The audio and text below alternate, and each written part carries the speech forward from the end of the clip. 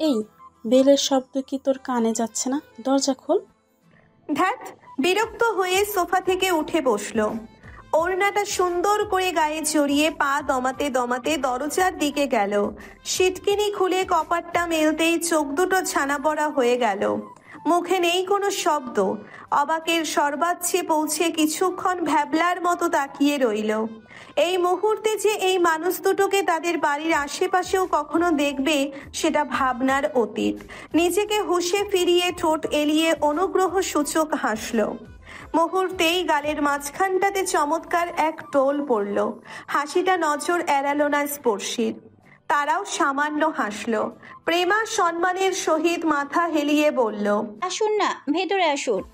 এরপর সোফার কাছে যেতেই পুনরায় ইশারা করে বলল, এখানে বসুন, আমি সবাইকে ডাকছি। কিন্তু ডাকার আর সুযোগ পেল না সে। এর মধ্যেই পুনরায় এক প্রশ্ন চলে আসলো তার উদ্দেশ্যে। এবারেও মাই প্রশ্ন ছুড়েছে। পানি পড়ার শব্দ স্পষ্ট পাওয়া যাচ্ছে। নিশ্চয়ই কিছু ধোয়া মোছা করছে। প্রেমা চিৎকার করলো না, আলতো পায়ে এগিয়ে গেল রান্নাঘরের দিকে। মায়ের কাছাকাছি গিয়ে চাপা স্বরে বলল, আম্মু, সর্দার বাড়ি থেকে লোক আসছে, ভাবির মার বড় বোন। চমকে তাকালো পিয়াসা। নুইয়ে নুইয়ে কাজ করা বাঁকা মেরুদণ্ডটাকে মুহূর্তেই টনটন করে সোজা করে ফেলল। দ্রুত ভেজা হাত মুছল আঁচলে। ওপাশে মাংস ধুতে থাকা কাজের মধ্যবয়স্কা মহিলাকে ডেকে চাপা স্বরে বলল, ভাবি, আপাতত এসব রাখেন। আপনি একটু তাড়াতাড়ি লুডুস আর চা চুলায় বসান। প্রেমা, তুই ফল কাট, আমি আসছি। এরপর ত্রস্ত পায়ে এগিয়ে গেল ড্রয়িং রুমের দিকে। চমৎকারভাবে হেসে বললেন, আরে বিয়ান যে, কেমন আছেন? আপনি যে আসবেন সেটা আমাকে আরশি এখন পর্যন্ত জানায়নি। কি একটা অবস্থা বলুন তো। পিপাসার অস্বস্তি লাগছে ভীষণ। ভদ্রতা সূচক হেসে বলল, আরে না, ও নিজেই জানতো না আমি আসব। একটু থেমে, আপনারা সবাই ভালো আছেন তো? জি, এই তো আলহামদুলিল্লাহ, আল্লাহ ভালো রাখছে। সামনে নাতি নাতনি আসবে, আমার আর সুখের কমতি কি। দাঁড়ান, আমি আরশিকে ডেকে দিচ্ছি। কথাটুকু শেষ করে একটুও সময় ব্যয় করলো না, বরঞ্চ কণ্ঠে জোর এনে দোতলার দিকে তাকিয়ে আরশিকে ডাকলো। আসি, নিচে আসো তাড়াতাড়ি, দেখে যাও কে আসছে। তোমার বোন আর মা আসছে। থমকে গেল আরশি। কথাগুলো শ্রবণ হতেই শিরদাঁড়া বেয়ে ঠান্ডা স্রোত বয়ে গেল। একটু আগেই বমি করেছে। এরপর কোনো মতে বিশ্রাম নিচ্ছিল পাভেল নিজেই পাশে বসে তার মাথায় হাত বুলিয়ে দিচ্ছিল। মা বোনের কথা শুনতেই বিছানা থেকে লাফিয়ে নামলো। সমস্ত অসুস্থতাকে জলাঞ্জলি দিয়ে ছুটলো এক তলার দিকে। পাভেল নিজেও অবাক। হুট করে এ বাড়িতে আসার কোনো গুরুত্বপূর্ণ কারণ খুঁজে পাচ্ছে না। জোর পায়ে সেও নেমে গেল পিছু পিছু। এটা যে শ্বশুর বাড়ি অথবা আরশি যে প্রেগনেন্ট, এটা যেন মাথা থেকেই গায়েব হয়ে গেছে। উত্তাল গতিতে ছুটে এসে হামলে পড়ল মায়ের বুকে। চুপটি করে রইল অনেকক্ষণ, পিপাসা সামলাতে পারল না, কেঁদে দিল। বেশ অনেকক্ষণ ওভাবে জড়িয়ে রাখার পর ফোপাতে ফোপাতে মাথা তুলল। বোনের দিকে তাকিয়েও আবার মাথা নিচু করলো। স্পর্শী এখনো আরশির পেটের দিকে তাকিয়ে আছে। তার মনে প্রশ্নের পর প্রশ্ন। আর এসব যেই সেই প্রশ্ন না, খুবই গুরুত্বপূর্ণ প্রশ্ন। এই যেমন এইটুকু পেট, এর মধ্যে নাকি আরো একটা মানুষ, কি আশ্চর্য। তাছাড়া বাচ্চা হওয়ার পর এই মেয়ে সামলাবে কি করে? ভাবতেই পুরনো এক মজার কাহিনী মনে পড়ল। ঘটনাটা সাভারে থাকাকালীন মা বাড়িতে সুজি আর দুধের গুঁড়োর প্যাকেট রাখতেই পারতো না আরশির কারণে। কেননা সে লুকিয়ে লুকিয়ে সুজি, দুধের গুঁড়া আর চিনি মিলিয়ে রান্না করে বাচ্চাদের মতন খেত। হাসি পেল স্পর্শীর। এই মেয়ের বাচ্চা কি আদেও সুজি বা গুঁড়ো দুধ খেয়ে বাঁচতে পারবে? যদি বাচ্চাকে খাওয়ানোর নাম করে আরশি নিজেই খেয়ে নেয় তাহলে? কি, তুমি হাসছো কেন? আরশির কথায় চমকে বাস্তবে ফিরল স্পর্শী। আশেপাশে পর্যবেক্ষণ করে বলল, তোর জামাইকে ডাক। পেটের মধ্যে মোচড় দিয়ে উঠল পাভেলের। আপনা আপনি ডান হাতটা গালের উপর চলে গেল। চোখ মুখ বিকৃত করে মনে মনে বলল, এ কি, আমাকে ডাকছে কেন? আমাকে দিয়ে কি দরকার? যদি থাপ্পড় টাপড় মারে তাহলে মান সম্মান কি আদৌ থাকবে? পরক্ষণেই নিজেকে বুঝ দিল, মাথা নাড়িয়ে বিড়বিড় করে বলল, না না না, আমি যথেষ্ট দূরত্ব নিয়ে দাঁড়াবো। এই মেয়ের হাতে নাগালে দাঁড়ানো মানে 12 নম্বর সতর্ক সংকেত। পাভেল এগিয়ে গিয়ে মায়ের পেছনে দাঁড়ালো। মিনমিনে কণ্ঠে শাশুড়ির দিকে তাকিয়ে বলল, আসসালামু আলাইকুম। সালামের জবাব দিল পিপাসা। সাথে সাথেই গলা পরিষ্কার করে নিল। স্পর্শী কণ্ঠে গম্ভীরতা এনে বলল, আমরা আশিকে নিয়ে যাচ্ছি। পিলে চমকে উঠল পাভেলের, চোখ দুটো ছানা বড়া হয়ে গেল মুহূর্তেই। আরশির দিকে তাকিয়ে স্পর্শীর কথাটুকু আর সম্পূর্ণ করতে দিল না, বলল, আরে আজব, আমার বউ আপনি কেন নিয়ে যাবেন? ভ্রু কুচকে এক দৃষ্টিতে তাকালো স্পর্শী। পাভেল এক কদম পিছু হটে দাঁড়ালো। এক মুহূর্তে এসে একদম বিপদ সীমানার বাইরে। স্পর্শী কণ্ঠে কাঠিন্যতা এনে প্রশ্ন ছুড়ে মারল, বলল, কেন, তোমার সাথে বিয়ে হয়েছে দেখে আমার বোন বাড়ি যেতে পারবে না? ও ওর মা বোনের কাছে কিছুদিন থাকতে পারবে না? সামান্য ঘাবড়ালো পিয়াসা। এই মেয়ের রাগ গতবারই আন্দাজ করে ফেলেছে সে। সবকিছু সামলাতে আলতো হেসে বলল, আরে না না, যেতে পারবে না কেন, অবশ্যই যাবে। এ পর্যায়ে পিয়াসার দিকে তাকালো স্পর্শী।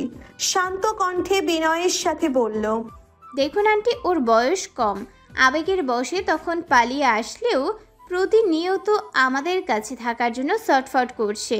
এর মধ্যে আবার অসুস্থ হলো, খেতে পারছে না, ঘুমোতে পারছে না, বমি করছে, পেটে ব্যথা হচ্ছে। ও ভীষণই অবুঝ, সবটা সামলাতে পারবে না। কিছুদিন আমাদের কাছে থাকুক। রিসেন্ট সে সমস্যাগুলো, এগুলো তো আর পুরো সময় থাকবে না। এখন কটা দিন মায়ের কাছে থাকুক, একটু সুস্থ হলে আবার না হয় আসবে। মাথা চুলকালো পাভেল। কি একটা অবস্থা, তাকে কেউ দামই দিচ্ছে না। একা মেয়েকে নিয়ে যাবে তাদের আপ্যায়নের জন্য, অথচ জামাই যেন নর্দমার কীট। তাকে একবার সাধলও না, মুখ ফসকে বলেই ফেলল, শুধু কি মেয়ে নেবেন, মেয়ে জামাই নেবেন না? চোখ দুটো ছোট ছোট করে তাকালো স্পর্শী। গম্ভীর কণ্ঠে বলল, মেয়ে জামাই হিসেবে জামাই আদর পাওয়ার মতো কোনো পরিস্থিতি কি রেখেছেন আপনারা? অবস্থা স্বাভাবিক হলে পরেও যাওয়া যাবে। এরই মধ্যে নাস্তা চলে এলো। প্রেমা, পিয়াসা আর মহিলা মিলে স্পর্শীদের নাস্তা দিচ্ছে। লজ্জায় হাঁসফাঁস করতে লাগলেন পিপাসা। গতবার সেধে সেধে তাদের কাছে যাওয়ার পর আদর আপ্যায়ন তো দূর, বরং অপমান করে পাঠিয়ে দেওয়া হয়েছে। সেখানে কোন মুখে এই নাস্তা মুখে দিবেন তিনি, কিন্তু প্রকাশ করলেন না। সামান্য একটু মিষ্টি মুখে নিয়ে তাদের সাথে কথা বলার আড্ডায় মেতে উঠলেন। এই দরজা খোল তাড়াতাড়ি। বিরক্ত হলো পরশ। দাঁতে দাঁত চেপে বিছানা থেকে উঠে বসলো। ঘুম কাটেনি এখনো। রাগ নিয়ে দরজা খুলতেই পাভেল হুড়মুড় করে ভেতরে ঢুকলো। সোজা এগিয়ে বিছানায় বসে পড়ল। গিজগিজ করতে করতে বলল, ঘুমা, তুই জন্মের মতো ঘুমা। ওইদিকে যে তোর বউ আমার বউকে নিয়ে যাচ্ছে, সেদিক খেয়াল রাখার দরকার নেই? What the hell? সকাল সকাল কি খেয়েছিস? বিরক্ত করিস না, ঘুমোতে দে। বলেই পুনরায় বিছানায় উঠল। পাভেল জোর হাতে টেনে উঠালো, বলল, তুই পরে ঘুমা, আগে তোর ওই স্পর্শিয়াকে বল আশিকে নিলে আমাকেও নিতে হবে। এ পর্যায়ে হুঁশ ফিরল পরশের। ভ্রু কুচকে বলল, উর্ষিকে নিয়ে যাচ্ছে মানে? কোত্থেকে নিয়ে যাচ্ছে? আর স্পর্শী বা কোথায়? মাথা নাড়িয়ে নিচের দিকে ইশারা করলো পাভেল। চমকে উঠল পরশ, অবিশ্বাসের জের ধরে বলল, হোয়াট? ও নিচে মানে? কখন এসছে? অনেকক্ষণ আগে, এক্ষুনি যাবে আশিকে নিয়ে। এর আগে সারা শরীর গিজগিজ করে উঠল পরশের। পাভেলের গলা টিপে ধরে বিছানায় নুইয়ে ধরল। এরপর দ্রুত রুম থেকে নিচে উকি মারল। দাঁতে দাঁত চেপে ওয়াশরুমে যেতে যেতে বলল, হারামের বাচ্চা, তুই মাত্র জানাচ্ছিস আমাকে, তাও যাওয়ার সময়? তোকে তো বড় দেখছি আমি। আরশির ব্যাগপত্র গোছানো শেষ হয়েছে ইতিমধ্যেই। পিয়াসা বেগম ভীষণ রাগ করেছেন। তার ইচ্ছে কম হলেও দুপুরের খাবারটা খেয়ে যেতে হবে, কিন্তু স্পর্শীর সাথে পেরে ওঠেননি। আরশি চারদিকে তাকাচ্ছে আর পাভেলকে খুঁজছে, কিন্তু তার টিকিটাও দেখা যাচ্ছে না। একে একে ব্যাগপত্র নিয়ে ড্রয়িং রুমে হাজির হলো সবাই। এরই মধ্যে দোতলা থেকে গম্ভীর কণ্ঠে আওয়াজ এলো, আরশিকে কোথায় নিয়ে যাচ্ছে তুমি? চমকে পেছনে তাকালো স্পর্শী। এরই মধ্যে সিঁড়ি বেয়ে নিচে নেমে আসছে দু ভাই। স্পর্শী অগোচরে হাসলো, এরপর পরশের উদ্দেশ্যে বলল, নতুন করে বিয়ে দিতে নিয়ে যাচ্ছি, আপনার ভাইকে পছন্দ হয়নি। চোখ দুটো বড় বড় করে তাকালো পাভেল, আর সে নিজেও খানিকটা চমকে গেছে। উপস্থিত সকলের এমন থমথমে অবস্থা দেখে হেসে দিল স্পর্শী। ভ্রু উঁচিয়ে বলল, ওহো বিআই সাহেব, আপনার বয়সটা শুধু 40 পেরিয়েছে, কিন্তু বুদ্ধি শুদ্ধি বাড়েনি। আমি মস্করা করছিলাম। চোখ দুটো কটমট করে তাকালো পরশ। কিছু বলতে গিয়ে চুপ করে গেল। পিয়াসা অভিমান জড়িত গলায় বলল, দেখো না, এই প্রথম আত্মীয় বাড়িতে এলো, অথচ দুপুর খাবারটা পর্যন্ত খাওয়াতে পারলাম না, এর আগেই চলে যাচ্ছে।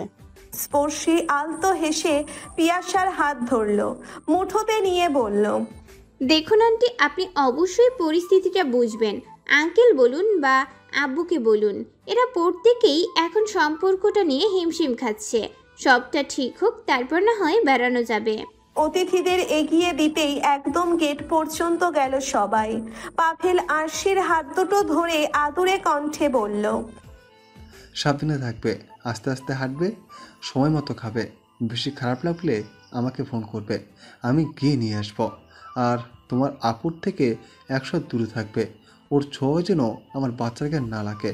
আমি যে আমার বাচ্চা আমার মতোই শান্তশিষ্ট হোক। স্পষ্টই শুনল স্পর্শী। অবশ্য তাকে শোনানোর জন্যেই জোরে জোরে বলেছে। আরশিকে গাড়িতে উঠিয়ে বসাতে বসাতে বলল, আমিও চাই আপনার বাচ্চা যেন আপনার মতোই হয়, আর আপনার মতোই যেন বাপের নাক ডুবিয়ে অন্য আরেকজনের হাত ধরে পালিয়ে বিয়ে করে। গাড়ি স্টার্ট করলো ড্রাইভার। স্পর্শী বসতে বসতেই এক ঝলক পরশের দিকে তাকালো। মলিন দৃষ্টি ছুড়ে দিয়ে পুনরায় চোখ সরিয়ে নিল। পরশ চোখ বন্ধ করে নিল, মনে মনে আওড়ালো, আর দেরি নয়, এই তো আরেকটু সময় অতিবাহিত হলেই তোমায় তরল করে নেব। আরেকটু অপেক্ষা। কি রে, চল। এর কথা শ্রবণ হতেই থতমত খেয়ে গেল পরশ। আচমকাই আলতো করে কাঁধে মাথা রাখলো, এ নিয়ে বিনিয়ে বলল, মেয়েটাকে কেমন লাগে? কোন মেয়ে? ধুর, স্পোর্টসের কথা বলছিলাম। কেমন লাগে ওকে? থমকে গেল পিয়াসা, চিৎকার করে উঠে বলল, আল্লাহ, এই মেয়ে কেন? আর কোনো মেয়ে নেই দেশে? বিরক্ত হলো পরশ, বলল, হুম, কেমন লাগে সেটা বলো। কেন, মেয়েটা কি তোমার অপছন্দের? আমার সাথে মানাবে না? না, খারাপ নয়, চেহারাটা ভীষণ মিষ্টি, সব দিক দিয়ে ভালো। 2 ছেলের 2 বোন হলে সংসারে অশান্তি হবে না, কিন্তু ও তো ভীষণ ঝগড়ুটে রাগী। আমি কি ওর সাথে ঝগড়ায় পারবো? ওহো, তুমি চিন্তা কেন করছো? আমি আছি তো। নিজেকে কেন একা একা ভাবছো? ঝগড়া হলে আমি তোমার পক্ষই নিব। ও একা পারবে না, নো টেনশন। আমাদের দলে প্রেমা আছে, পাভেলও আছে, এমনকি আমি বললে আরশিও আমাদের দলেই থাকবে। স্পোর্টসের সর্দার একা কিছুতে জিতবে না। একটু থেমে, এটা আপুর কানে কথাটা তুলে দিও, আর এটা বলবে যে মেয়ে এটাই ফাইনাল। সিলেক্ট করলেই পরে বিয়ে করবে, নাহলে আজীবন বড় ছেলে বউ দেখা থেকে বঞ্চিতই থাকতে হবে। সকাল 11টার মতো বাজে। সময়টা খুব বেশিও নয়, কিন্তু রোদের তপ্ততা যেন দুপুরের কাঠখোট্টা পরিবেশের মতো। চারপাশের মানুষজন অস্থির হয়ে উঠছে ক্রমশ। সকালেই এই অবস্থা, না জানি দুপুর গড়ালে কি হবে। বিলাসবহুল গাড়িটি সর্দার বাড়ির গেটের সামনে থামলো।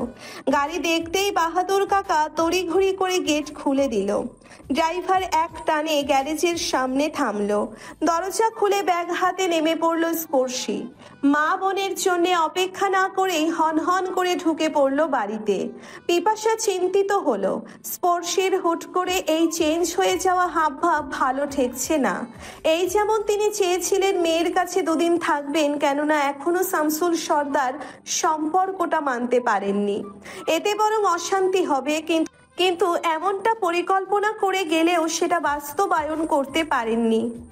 স্পর্শী এতে মোটেও সায় জানায়নি। তার সোজা সাপটা কথা এ বাড়িতে 1 ঘন্টাও নয়, বরং আরশিকে নিয়ে যাবে। পরিকল্পনাহীন হুট করে হয়ে যাওয়া নামমাত্র সম্পর্ক, যেখানে 2 পরিবারই বিয়েটা মানেনি, সেখানে সেধে গিয়ে রাত যাপন করা খুবই লজ্জাজনক এবং অপমানের। পারতপক্ষে মেয়ের চুক্তিতে সায় দিলেও এখন তো ঘটনা উল্টো লাগছে। স্পর্শী তাদেরকে ছেড়েই একা একা চলে গেছে। হয়তো এখান থেকে সোজা রুমে গিয়ে বসে থাকবে। এমনটা হলে কিভাবে অন্যদের সামলাবে? অসুস্থ মেয়েটাকে সেধে নিয়ে এসে কি আবারও অপমানের সম্মুখীন করবে? ঠোঁট দুটো গোল করে লম্বা করে শ্বাস নিলেন পিপাসা। আরশির হাত ধরে ধীর পায়ে নিয়ে আসলেন দরজার দিকে। ড্রয়িং রুমে ঢুকতেই স্তব্ধ হয়ে গেলেন। শোভাম সোফায় বসা, আর পাশে শামসুল সর্দার। আতঙ্কে মুখটুকু পাংশুটে হয়ে গেল আরশির। ভয়গুলো জেঁকে ধরল প্রবল ভাবে। আজ প্রায় 2 মাস পর এবারে চৌকাট পার হচ্ছে। সকালে বের হওয়ার আগে শোভামকে দেখেননি পিপাসা। ভেবেছিলেন আস্তে আস্তে আরো কয়েকদিন লাগবে, ততদিনে বাড়ির সবাইকে মানিয়ে নিবেন। কিন্তু যত ঝামেলা সব একই দিনে, হয়তো সকালেই চলে এসেছে। চোখ ঘুরিয়ে আশেপাশে তাকালো। আরশির লাগেজটা সোফার পেছনে পড়ে আছে, কিন্তু স্পর্শী নেই। ঢোক গিলে ছোট মেয়ের হাতটা শক্ত করে ধরলো। দরজার সামনে কারো অস্তিত্ব অনুভব করতেই তাকালো শামসুল। থমকে গেল দুজনেই, নিস্পৃহ হয়ে দাঁড়িয়ে পড়ল। বাক প্রতিবন্ধীর ন্যায় ফ্যালফ্যাল করে তাকিয়ে রইল কিছুক্ষণ। সেই ছোট্ট চঞ্চল অভিমানী মেয়েটা আর মেয়েতে নেই। সে এখন একজন পরিপূর্ণ নারী, যার ভেতরে এখন নতুন আর এক প্রাণের অস্তিত্ব রয়েছে। পূর্ণতা তাকে ঘিরে রেখেছে চারিদিক থেকে। গায়ে চড়ানো বেগুনি বর্ণের শাড়িটা তার পরিবর্তনের সব থেকে বড় কারণ। মুখগুলো আগের তুলনায় সামান্য গোল হয়েছে, হয়তো ওজন বৃদ্ধির কারণে। শামসুল সর্দার স্তব্ধ হয়ে দাঁড়িয়ে রইলেন। কি বলবেন তিনি? এই মুহূর্তে কি বলা উচিত তার ভেবে পেলেন না। শোভাম নিজেও বাবার দিকে তাকিয়ে রইল। বাবার নিস্তব্ধতা দেখে নিজেই নিস্তেজ হয়ে ফ্লোরের দিকে তাকিয়ে রইল। রাগ অভিমান তারও কম নয়। এই বাড়িতে এতগুলো বাচ্চা, অথচ কোনো মেয়ে নেই। আজন্মকাল কুড়ে খাওয়া একটা বোনের অভাব পূর্ণ হয়েছে সৎ বোনদের দিয়ে। চাইলেও পারছে না খুব বেশি আদর দিতে, আর না তো শাসন করতে। এই যে মধ্যভাগে বিচরণ করছে এক দেওয়াল, শক্ত দেওয়াল, যেটা সৎ নামে পরিচিত। হুট করে বোন ভেবে শাসন করলে যদি বাবা কষ্ট পায়, যদি সবাই ভাবে সৎ বোন বলেই এমন শাসন, আপন হলে কখনোই করতো না। বুক চিরে লম্বা শ্বাস টেনে পুনরায় সোফায় বসলো। পিপাসা মেয়েকে নিয়ে এগিয়ে এলো আর একটু। কাপা কণ্ঠে আরশিকে উদ্দেশ্য করে বলল, ও অনেক অসুস্থ, আর এই সময়টা আমি মেয়েকে দূরে রাখবো না, তাই সাথে নিয়ে এসেছি। আপনার যদি খুব বেশি সমস্যা হয় তাহলে বলে দেবেন, আমি ওকে নিয়ে সদরে বাসা রাখবো। ক্রোধান্বিত দৃষ্টিতে তাকালেন শামসুল। ধমক মেরে বললেন, তোমার সাহস তো কম না? তুমি একে তো ওকে নিয়ে। শামসুল সর্দার পুরো বাক্য শেষ করতে পারলেন না। এর আগেই পিপাসা থামিয়ে দিলেন। তড়িঘড়ি করে বললেন, বলেই আরশির হাত ধরে সিঁড়ি বেয়ে উপরে উঠে গেলেন। অবাক হয়ে তাকিয়ে রইল দুজন। তোয়ালে দিয়ে মুখ মুছতে মুছতে রুমে ঢুকলো স্পর্শী। গরমে এতটাই অস্থির লাগছে যে এই মুহূর্তে গোসল না করলে সে অসুস্থ হয়ে পড়বে। রুমের ভেতর ঢুকতেই বাবাকে নজরে এলো। তিনি থমথমে মুখে বিছানার পাশে বসে আছেন। স্পর্শী তোয়ালে রেখে ত্রস্ত পায়ে বাবার পাশে গিয়ে বসলো। শান্ত কণ্ঠে জিজ্ঞেস করলো, কি হয়েছে? তুমি কি কিছু বলবে? শামসুল সর্দার সাবধান হলেন। মেয়ের সামনে উল্টোপাল্টা কোনো কথা বলা যাবে না, তাহলে পূর্বের মতো ঘটনা পুনরায় ঘটতে একটুও সময় লাগবে না। চোখ বন্ধ করে নিজেকে সামলে নিলেন। কণ্ঠকে নিচুতে এনে শান্ত স্বরে বললেন, তুমি যে আজ আমার বোনকে আনতে যাবে, সে ব্যাপারে আমাকে আগে জানাওনি কেন? নাকি আমাকে জানানোর প্রয়োজন বোধ করনি? চমকালো স্পর্শী। বলল, কেন, মা তোমাকে জানায়নি? হ্যাঁ জানিয়েছে, কিন্তু সে বাড়িতে নিয়ে আসার ব্যাপারে কিছু বলেনি। বলেছিল সেখানে কিছুদিন থাকবে। আমি সেই ব্যাপারেও মত দেইনি। সেখানে বাড়ি আসার কথা তো ভাবনার বাইরে। স্পর্শী সজাগ দৃষ্টিতে বাবার দিকে তাকালো, সন্দেহ নিয়ে বলল, ওকে যে আমি নিয়ে আসতে গিয়েছি এ ব্যাপারে কে বলেছে তোমাকে? মা নিজেই তো গেল। রু কুচকে ফেললো শামসুল, তড়িঘড়ি করে বলল, কিন্তু তোমার মাই তো বলল যে তুমি নাকি নিয়ে এসেছো, সে এই ব্যাপারে কিছুই জানে না। ধীরে ধীরে সংকুচিত ভ্রু স্বাভাবিক হলো স্পর্শীর, চোখে মুখে ফুটলো এক নীরব হাসি। মা তার দোহাই দিয়ে নিচে বেঁচে গেছে। বাবার প্রশ্নে পুনরায় সজাগ হলো স্পর্শী, শান্ত স্বরে বুঝিয়ে বলল, আমি যা বলছি চুপচাপ বোঝার চেষ্টা করো। আমি এমন কিছু করছি না যাতে তোমার অসম্মান হয়। একটু মন দিয়ে শোনো। আর সে তোমারই মেয়ে, সে বাড়ি থেকে পালিয়ে গেছে, তোমাকে কষ্ট দিয়েছে, সেটা সম্পূর্ণ আলাদা ব্যাপার। সেটা তোমাদের দু বাপ মেয়ের মধ্যে থাকবে। তুমি কেন এই কথা অন্যদের জানিয়ে তাদেরকে লাই দেবে? ছেলে ওদেরও পালিয়েছে, সম্মান ওদেরও নষ্ট হয়েছে। কিন্তু একটা বিষয় দেখো, ওরা কিন্তু তোমার মতো এভাবে রাগ করে বসে নেই। ওরা ঠিকই ঘরের ছেলে বউ ঘরের মধ্যে রেখেছে, বাইরের মানুষকে আশকারা দেয়নি। তুমি হয়তো জানো না, আঙ্কেল মানে পরশ শিকদারের বাবা এখনো আরশি বা পাভেলের সম্পর্ক মানেনি, কিন্তু এই বিষয়টা কাউকে জানায়নি। অথচ তুমি কি করেছো? পুরো এলাকা জানে তুমি মেয়েকে পরিচয় দিচ্ছ না। এভাবে আশকারা দেওয়াটা কি উচিত হয়েছে? এতে অন্যরা কথা বলার সুযোগ পাচ্ছে। একটা দিক খেয়াল করো, ওদের দলের যে ছেলেবেলেরা, পাভেল তো দূর, আরশিকে নিয়েও কথা কখনো টু শব্দটা করার সাহস পাচ্ছে না। অথচ তোমার দলের ছেলেপেলে পাভেল তো সামান্য আরশিকে নিয়েও টিটকারি মেরে কথা বলছে, কিন্তু তুমি নীরব। এতে কি তোমার সম্মান নষ্ট হচ্ছে না? সেসব বাদ দাও। আরশি ছোট, তার উপর অসুস্থ, মা কিছুতেই ওকে একা ছাড়বে না। ও বাড়িতে যাওয়ার পর সবাই মাকে আরশির সাথে থেকে যাওয়ার জন্য জোর করছিল। তুমি ভেবে দেখো, ওখানে যদি একটাবার মা থেকে যেত তাহলে তার পরের দিনই পরশ শিকদার ঢোল পিটিয়ে জনগণকে জানাতো সে খুবই দয়ালু। ভাইয়ের বউ তো আছেই, সাথে ভাইয়ের শাশুড়িকেও আশ্রয় দিয়েছে। সেক্ষেত্রে তোমার সম্মান কি আদৌ থাকতো? সেজন্যই তো আমি ওদের পরিকল্পনা সফল হতে দেইনি, জোর করে আরশিকে নিয়ে এসেছি। এখন তুমি ভেবে দেখো, আমি কি সত্যিই কোনো ভুল করেছি আব্বু? মেয়ের কথার প্যাচে মাথার মধ্যে চক্কর কাটলো শামসুল সর্দারের। ফ্যালফ্যাল করে তাকিয়ে মিনমিনের স্বরে বললেন, তোমার যুক্তি ঠিক, কিন্তু কিন্তু কি? গুছিয়ে উঠতে পারলেন না নিজের কথা। ক্রমশ নিজ যুক্তি এলোমেলো করে ফেলছেন শামসুল। স্পর্শী আবারও সতর্ক হলো, সন্দেহী দৃষ্টিতে বলল, তুমি কি কিছু ভাবছো আব্বু? মাথা নাড়ালেন শামসুল, বললেন, হ্যাঁ। আচ্ছা, ওই দিন পরশ শিকদারের কথা তোমার মনে আছে?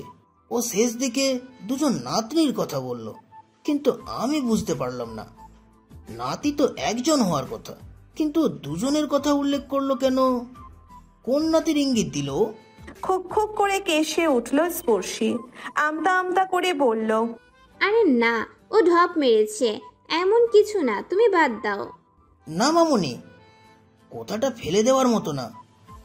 ও কিছু না জেনে বলবে না, নিশ্চয়ই কোনো ইঙ্গিত দিয়েছে, কিন্তু নাতি নাতনি বা কোত্থেকে আসবে? আরশি ছাড়া আর বিপাকে পড়ল স্পর্শী।